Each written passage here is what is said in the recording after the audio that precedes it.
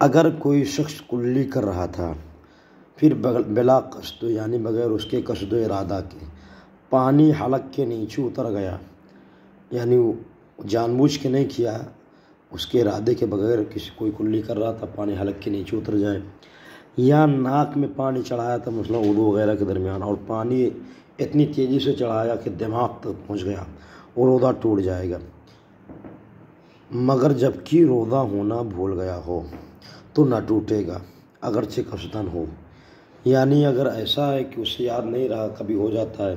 کہ روزہ سے ہے کہ روزہ سے نہیں ہے، پھر اس نے جو ہے کلی کی اور حلق کو پانی اتر گیا یا ناک میں پانی چڑھایا اور دماغ تک پانی پہنچ گیا تو روزہ نہیں جائے گا۔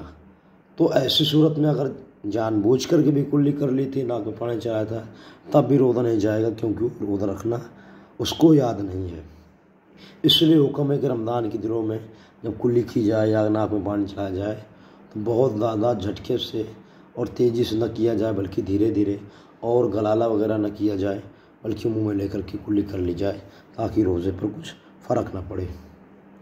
اسی طرح اگر کسی نے روزے دار کی طرف کوئی چیز پھینکی، جیسے مثلا کوئی کھانے پینے کی چیز تھی، کسی نے پھینکی روزے دار کی طرف، اتفاق سے گفتگو کر رہا تھا یا اس کا منہ کھلا ہوا تھا، وہ چیز سیدھا آ کے اس کے منہ میں چلی گئی اور پھر منہ سے حلق میں پہنچ گئی، یعنی حلق تک پہنچ گئی، پیٹ تک پہنچ گئی، تو بھی روزہ ٹوٹ جائے گا۔ فتاوی ہندیہ کتاب الصوم الباب الرابع جلد نمبر 1 پر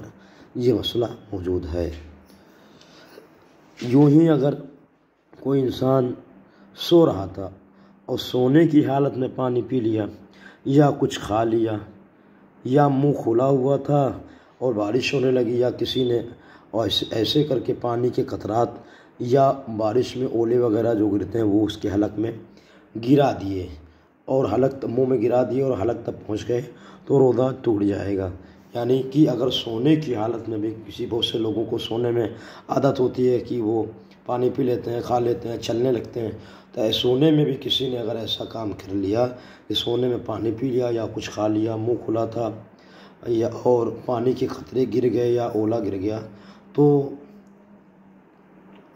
روزہ اس سے چلا جائے گا۔ یہ بھی مسئلہ فتاوی ہندیہ کتاب الصوم کے باب الرابع صفحہ نمبر